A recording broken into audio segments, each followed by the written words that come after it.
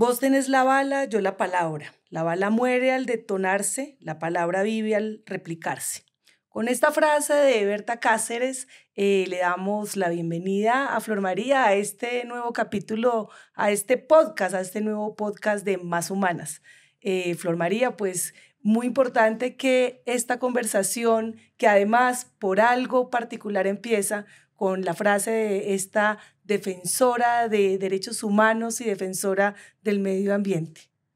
Muchísimas gracias, Adriana. Me encanta ser parte de este espacio, de este escenario de humanas, pues como coordinadora de proyecto que soy de la corporación.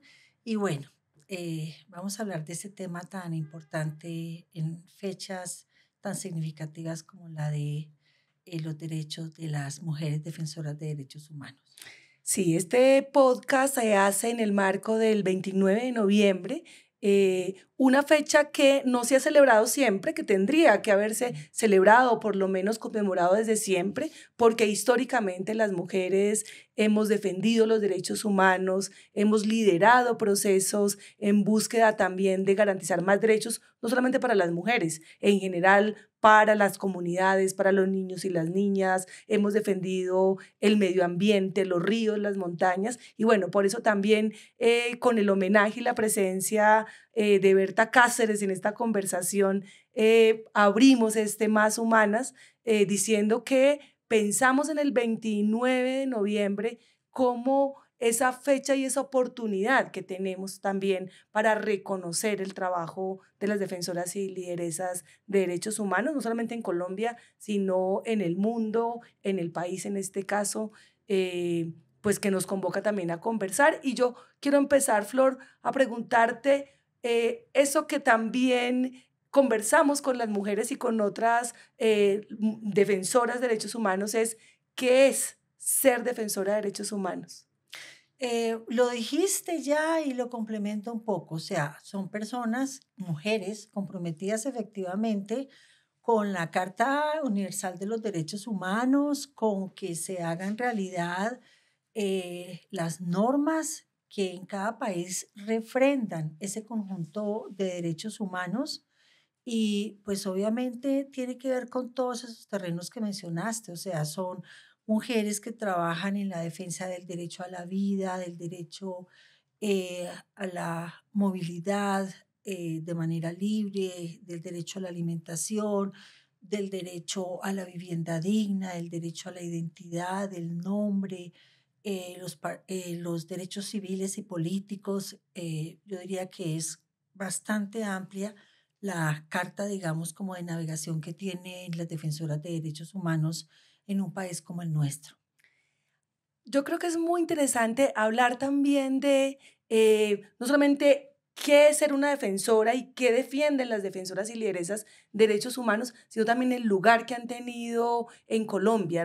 Nosotras en este país siempre hemos reconocido los grandes defensores de derechos humanos, sin embargo, pensar en como el surgimiento, o sea, cuándo hablamos de una defensora de derechos humanos o de una lideresa. Yo decía ahora que no siempre se ha conmemorado, más o menos desde el 2005, 2006 y con la declaración de la Asamblea en el 2013 se empieza a conmemorar el 29 de noviembre, o sea, se nombra ese día como la oportunidad del reconocimiento. Sin embargo, en Colombia, ser defensora ha sido una cosa que muy recientemente la institucionalidad ha reconocido y creo que con los informes de la Defensoría del Pueblo, donde se hace un seguimiento particular a los riesgos que viven las defensoras, se empieza a darle un lugar. Y es eso lo que a mí me gustaría también, Flor, que a partir de tu experiencia contaras si esta violencia basada en género es la violencia que viven las defensoras o de qué tipo de violencia estamos hablando. Sí, de todas maneras, lo que tú dices en principio lo quiero, digamos, extraer como algo muy importante y es que por mucho tiempo también, sobre todo desde el movimiento feminista, hemos denunciado que las mujeres en general hemos llegado tarde al ejercicio de muchos derechos y sin duda alguna el ejercicio también del derecho a la participación ciudadana, a la participación significativa de las mujeres, concepto que claramente está relacionado también con el ejercicio de estos liderazgos sociales, pues también hemos llegado tarde y entonces es así como uno puede comprender que apenas desde hace tan poquitos años, ¿cierto? Efectivamente haya como una luz que haga visible el trabajo de las defensoras de derechos humanos y de las lideresas sociales en el país y en el mundo en general. Ahora, obviamente no podemos desconectar de ese reconocimiento, ¿cierto? Lo que estás mencionando, como la pregunta sobre si la violencia contra las mujeres defensoras de derechos humanos es una forma de violencia basada en el género, ¿cierto? Especialmente si se admite que un 15% entre el 100%, por ejemplo, de víctimas de asesinato de defensores de derechos humanos en el país ocurre contra hombres. Y sin embargo, no podemos negar que la violencia que se ejerce contra mujeres que ejercen este tipo de liderazgos no sea una forma de violencia basada en el género. No necesariamente porque las formas de violencia contra ellas y contra ellos sean esencialmente diferentes, sino sobre todo porque hay un asunto relacionado con los roles de género, con los estereotipos de género, ¿cierto? Que a través de estas formas de violencia pretenden castigar a la mujer por salirse de esos roles tradicionales, ¿cierto? Y tomar la decisión de tener una participación ciudadana activa y significativa. Ahí está el componente de violencia de género que se ensaña contra mujeres que ejercen como liderazgos sociales en sus territorios. Hay dos cosas que a mí me parecen muy interesantes de eso que dices, pero también de la experiencia que tiene la Corporación Humanas en este trabajo con las defensoras de derechos humanos. Y es, efectivamente, hay una persecución particular a las defensoras Ujú. de derechos humanos, que tiene formas distintas. O sea, a las defensoras se les amenaza, por ejemplo, con asesinar a sus hijos y a sus hijas, con su vida privada, además, como con ventilar públicamente la vida privada. O sea, hay unas amenazas que son distintas, que son lo que entenderíamos como una violencia basada en género. Así es. Sin embargo, también muchas lideresas sociales y muchas defensoras de derechos humanos, además de sufrir esas amenazas políticas con una clara diferencia de género, también muchas de ellas pueden ser víctimas de violencias basadas en género.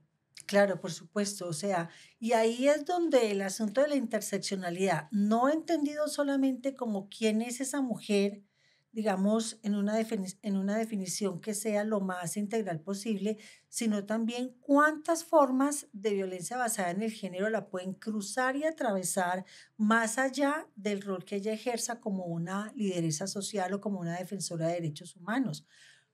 Máxime si esta, digamos, violencia está atravesada por otras como las que genera el conflicto armado en nuestro país, ¿cierto? Y que a pesar de que seguimos progresando en el intento y en las acciones de construcción de paz en el país, pues todavía tenemos, digamos, unas cifras escandalosamente preocupantes de violencia contra personas que precisamente dentro de lo que hacen incluyen su búsqueda de la paz también. Y tenemos pues departamentos en este país nuestro donde pues estas cifras son especialmente complicadas, como es el caso de El Cauca, como es el caso de Nariño, como es el caso del Chocó, inclusive Antioquia, donde definitivamente los cruces de violencia aumentan significativamente el riesgo de las mujeres que ejercen liderazgos sociales a ser barridas, eliminadas, desaparecidas en el contexto asociado con su trabajo también.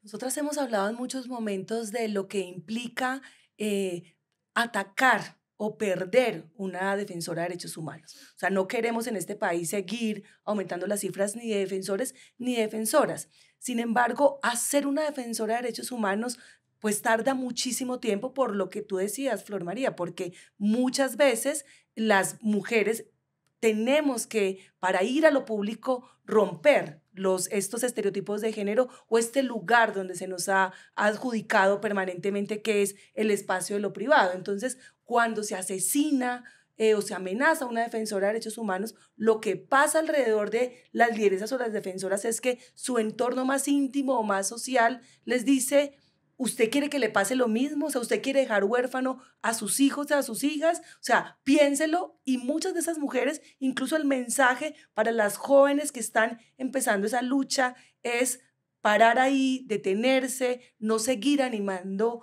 como esas reivindicaciones, esa exigibilidad de derechos. ¿Qué otros impactos han visto, pues has visto también desde el trabajo que han hecho en este proceso de pensar en la seguridad y la protección para las defensoras y lideresas? ¿Qué otros impactos tienen estas violencias contra las defensoras de derechos humanos? Eh, Adri, me gustaría remarcar un poquito en la parte de las causas, muy del tipo de lo que estás mencionando. Por un lado, una cultura patriarcal, ¿cierto? Donde las mujeres en lo público no deben estar, ¿sí? Y que a pesar de que creamos que eso ha cambiado mucho, tendencias, por ejemplo, como la que representa hoy en día este movimiento de esposas tradicionales, iniciado en Estados Unidos, pero también con promotoras en España, por ejemplo, lo que están diciendo es, no, señoras, o sea, que se acabe la guachafita, o sea, ustedes para la casa otra vez a aprender culinaria para hacerle buenos platos de comida a sus maridos y tenerlos felices, etcétera, etcétera. O sea, esta cultura patriarcal se resiste al cambio de roles y al progreso de las mujeres, que significa no solamente empoderamiento económico, sino también, por ejemplo, la participación ciudadana plena y significativa en escenarios públicos donde se toman las decisiones importantes relacionadas con el bienestar y el desarrollo de las comunidades, o sea, un lugar de donde no podemos estar ausentes, ¿sí? Ahora, ¿qué pasa efectivamente a nivel de consecuencias, cierto, con esta pérdida de mujeres uh, absolutamente interesadas en trabajar también desde lo público y a aportar como protagonistas de los cambios que una sociedad necesita? Pues obviamente aparte de las consecuencias funestas a nivel individual y familiar que se tienen con la pérdida de la vida de una defensora de derechos humanos, con las amenazas, la intimidación, estas otras formas de violencia que mencionaste, el reclutamiento forzado de esos hijos, etcétera, etcétera, la violencia en línea, ¿cierto? O sea, el ciberacoso que también está, pues como, digamos, a la última moda, pues ahora que están tan de moda también todas las redes sociales, son muchas formas de violencia, ¿cierto? Y tendríamos que decir que lo que se ocurre como un impacto profundo de estas prácticas, estas conductas violentas contra las mujeres que ejercen los liderazgos es el aumento de la brecha de participación ciudadana en nuestro país. O sea, que tantos esfuerzos para aumentar la participación de las mujeres, leyes que han costado tanto trabajo, ¿cierto? El derecho al voto, para empezar, recibido tan tardíamente por las mujeres, la búsqueda de la paridad, todos esos esfuerzos se ponen en vilo y en un gran riesgo de no cumplirse cuando las mujeres, que también tenemos una mayor propensión a examinar las cosas que hacemos desde la perspectiva también del riesgo que nos puede representar ejecutarlas, ¿cierto? Y también por una relación de mucho mayor cuidado con la vida, ¿cierto? Pues empiezan a ausentarse de esos escenarios y se pierde una perspectiva valiosa también de las mujeres y de género en los asuntos que interesan al desarrollo en cualquier comunidad, en cualquier sociedad, en nuestro país completo. Mencionaría esa como una grave pérdida de lo que pasa cuando las defensoras de derechos humanos son atacadas. Nosotras hicimos este año en Humanas el cuarto Encuentro Nacional de Defensoras de Derechos Humanos. Estuvieron participando mujeres indígenas zenú, que son lideresas en su territorio, mujeres chocuanas, mujeres de Montes de María. Y a propósito de eso que mencionas, a mí me gustaría también, bueno, compartir con vos, contarte como tres cosas que ellas identificaron. Hablamos con ellas de los retos, de los obstáculos y también de los riesgos que tienen. Y yo creo que estas cosas que mencionas pueden ser muy interesantes porque además no es solamente lo que nosotras decimos, sino lo que ellas mismas identifican. Y hay una cosa que yo sé que es parte también de lo que queremos conversar acá, y es que las defensoras de derechos humanos y las lideresas identifican como un reto buscar mecanismos de autoprotección. Y buscar mecanismos de autoprotección porque desgraciadamente en este país todavía no solamente las mujeres y las defensoras hemos llegado tarde al reconocimiento, sino que a veces tardan mucho los mecanismos de protección institucional. Entonces es necesario cuidar y salvaguardar la vida de las mujeres, y eso con alternativas sociales, comunitarias, y ahí todavía, todavía las defensoras lo ven como un reto. Y yo creo que va a ser muy interesante que hablemos de esa, como de esos mecanismos, de esas cosas que ustedes también y que nosotras hemos encontrado en el trabajo sobre cómo prevenir también esos riesgos que tienen las mujeres, qué estrategias podemos encontrar. Pero quiero como enmarcar como esos tres elementos. Uno, esa necesidad de avanzar todavía en mecanismos de autoprotección. Creo que toda esta discusión de el Estado no me cuida, me cuidan mis amigas, las otras defensoras, es un postulado que sirve tanto en la violencia doméstica como en la violencia que sufren las defensoras. Y esto no quiere decir que no se siga exigiendo al Estado, pero sí ellas identifican como obstáculo estas rutas de protección de las defensoras que son tan alejadas de sus realidades, que tienen mecanismos tradicionales y que llegan tarde además, y como riesgo que identifican también las defensoras y que en este cuarto encuentro mencionamos, pues mencionaron desde el Chocó, desde Montes de María, desde las mujeres zenú, es la incapacidad de pensar estos modelos integrales. O sea, una defensora, tú no la cuidas a ella sola, porque siempre tiene un entorno y está pensando en su entorno. Sacar a un defensor de derechos humanos del país puede ser incluso más sencillo porque siempre tendrá mujeres a su alrededor que puedan quedarse al cuidado de otras personas. Para las mujeres, ese rol de cuidado permanece con ellas y los procesos tendrán que ser, los procesos de cuidar su vida y de protegerlas tendrán que ser muy Mm. integrales. Yo sé, Flor, que ustedes y que vos en el trabajo que has hecho han podido avanzar en esa identificación, como en esas medidas, en esas estrategias que pueden ayudar a prevenir o a cuidar la vida de las mujeres. Sí, en primer lugar, yo señalaría que hay de todas formas unos contextos básicos que pueden efectivamente reducir el riesgo de mujeres defensoras de derechos humanos y lideresas sociales de sufrir cualquier forma de violencia asociada a su labor. Yo creo que en principio se necesitan contextos democráticos a nivel local, ¿cierto? En una democracia que esté convencida de que la voz de las mujeres es necesaria en cualquier proceso que tenga que ver con la comunidad, el desarrollo de la comunidad, etcétera, etcétera. O sea, una democracia que no le tenga miedo a incorporar la voz de estas mujeres lideresas dentro de todo lo que hay que discutir en el contexto de lo público y en lo que tiene que ver con desarrollo.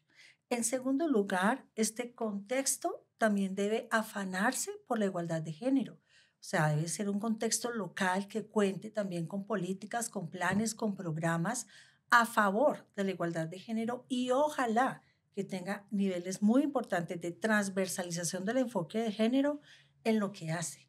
En tercer lugar, tiene que ser también un contexto que cuente con políticas, planes y programas por la eliminación de la violencia contra las mujeres, que incluye la desnormalización de esta forma de violencia contra las mujeres por el hecho de serlo, porque efectivamente si bajamos en los niveles también de violencia en general contra las mujeres a las que nos referíamos al inicio de la conversación, tendría que tener un impacto positivo también sobre la reducción de esta forma de violencia, en particular asociada a la labor que hacen defensoras de derechos humanos y lideresas sociales. Y lo otro es que tendría que estar el territorio muy empeñado también en la construcción de la paz, porque muchas de las causas que defienden las defensoras de derechos humanos y lideresas sociales tienen que ver con construcción de la paz, tienen que ver con asuntos que no les gustan a los actores armados ilegales, ¿cierto? Y obviamente, si no hay un trabajo decidido y un compromiso evidente con apoyar los procesos de construcción de la paz, el riesgo de las mujeres lideresas se aumenta. Ahora, yendo ya más directamente a tu pregunta, mencionaste algo que también es clave en esto, y es que antes que nada hay que contar con las mujeres lideresas precisamente para conocer de ellas mismas cuáles son las principales necesidades y cuáles son las dificultades más grandes que ellas se enfrentan por su trabajo como lideresas sociales. Entonces, esa es una condición necesaria y digamos, es algo que no se puede soslayar. Por el otro lado, yo creo que, pese a lo que dijiste, es muy importante tener en cuenta que la responsabilidad del Estado con la protección de la vida de las mujeres lideresas sociales es insolayable, ¿sí? O sea, que hablemos efectivamente de la necesidad de trabajar como a dos niveles, ¿cierto?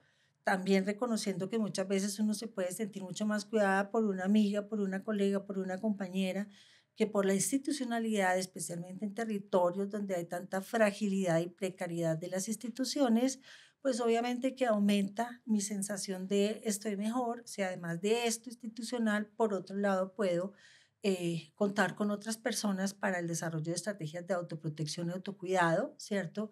Que efectivamente ha sido un recurso al que han echado mano las lideresas sociales ante precisamente las dificultades en la implementación de protocolos de atención, de rutas o de acudir a las entidades competentes, etcétera, etcétera. Entonces, yo sí creo que de todas maneras las mujeres que tienen estas funciones en la sociedad deben conocer lo más que se puedan en un país como Colombia en especial, ¿cierto?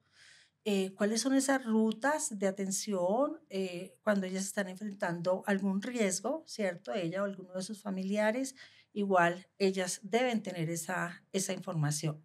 Ahora, a nivel comunitario, pues se manejan muchas propuestas por parte de ellas mismas.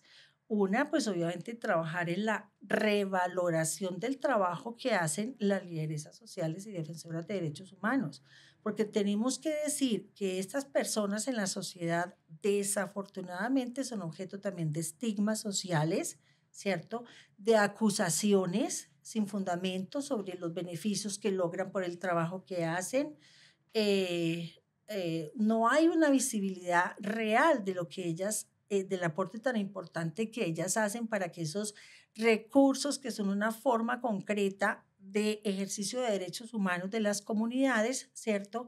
Se deben efectivamente a esta labor de las lideresas sociales. En Antioquia, me haces acordar que en Antioquia las mujeres con las que trabajábamos, defensoras de derechos humanos, algunas mujeres jóvenes, en la casa les decían, pero ¿qué es eso de ser defensora? Eso es muy peligroso. Sálgase de eso porque es que no ve que a esa gente la están matando. O sea, ¿qué es lo que ustedes hacen que las están matando? O sea, sálgase de eso. O sea, que hay una conciencia social que ser defensora de derechos humanos es una cosa peligrosa. Es una cosa peligrosa y de alguna manera es no hacer nada, porque usted ¿qué es lo que hace?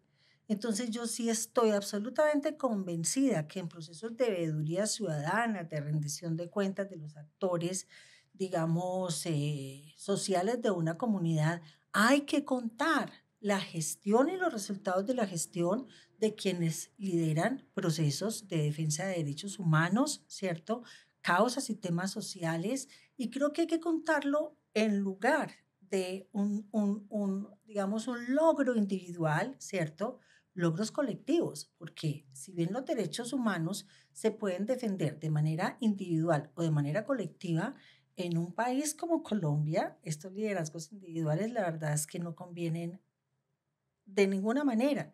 Así que entre las ideas que salen también, digamos, en este trabajo de lideresas sociales con las que hemos estado en contacto durante mucho rato, por ejemplo, en programas como Somos Comunidad, ¿cierto? Entonces, lo que está es eso.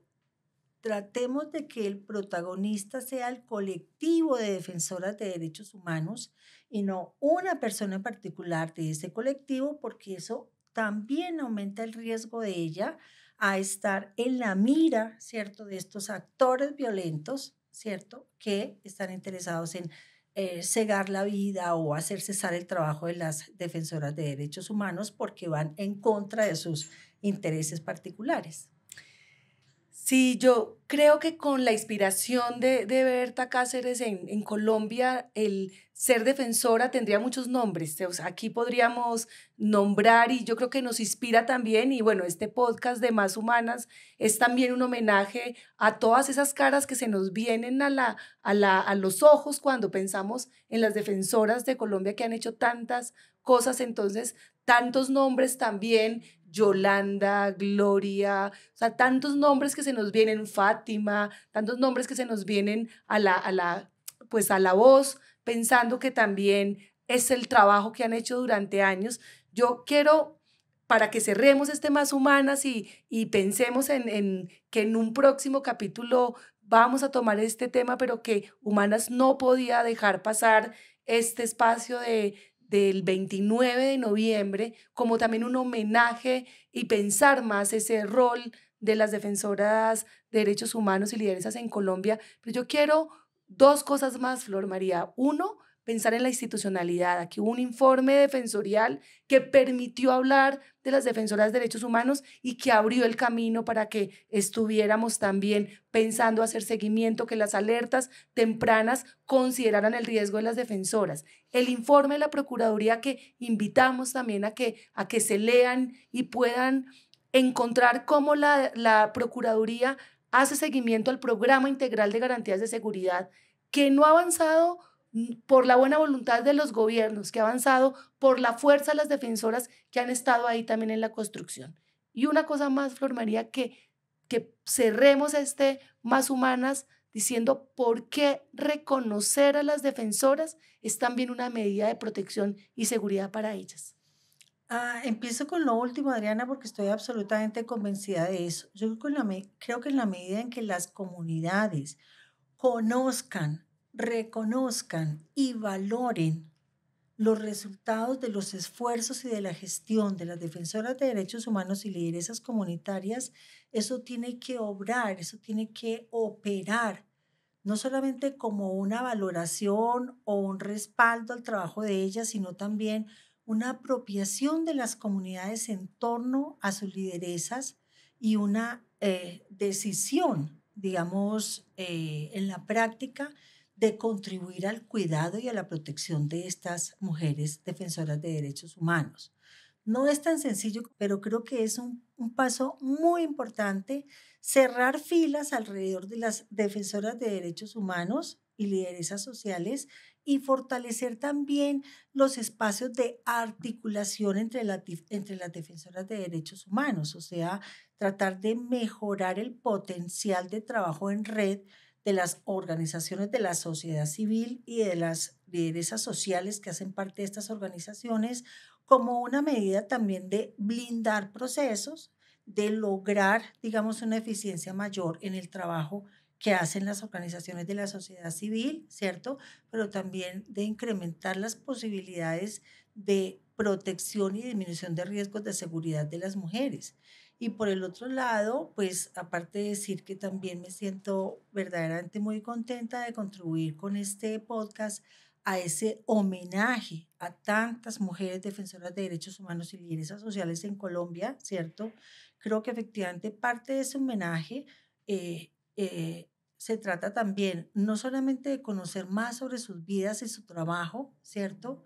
Las renuncias que muchas de ellas tienen que hacer para poder, digamos, avanzar en la labor que hacen, sino también estos informes que mencionaste, informes que efectivamente nos ponen un cable a tierra sobre cuál es la realidad, ¿cierto?, de estas mujeres defensoras de derechos humanos que ejercen su labor en un país en los que, triste y desafortunadamente, somos básicamente punteros, ¿cierto?, en violencia, en ataques, en toda forma de violencia contra personas defensoras de derechos humanos en nuestro país.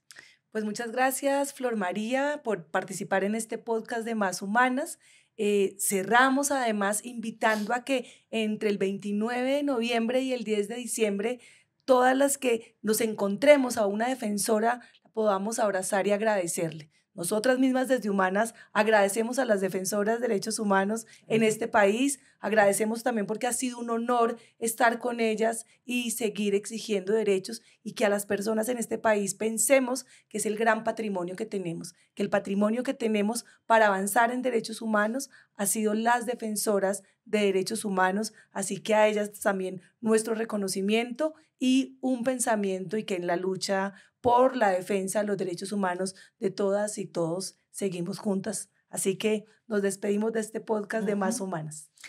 Les esperamos en una próxima edición de Más Humanas Podcast. Más Humanas Podcast.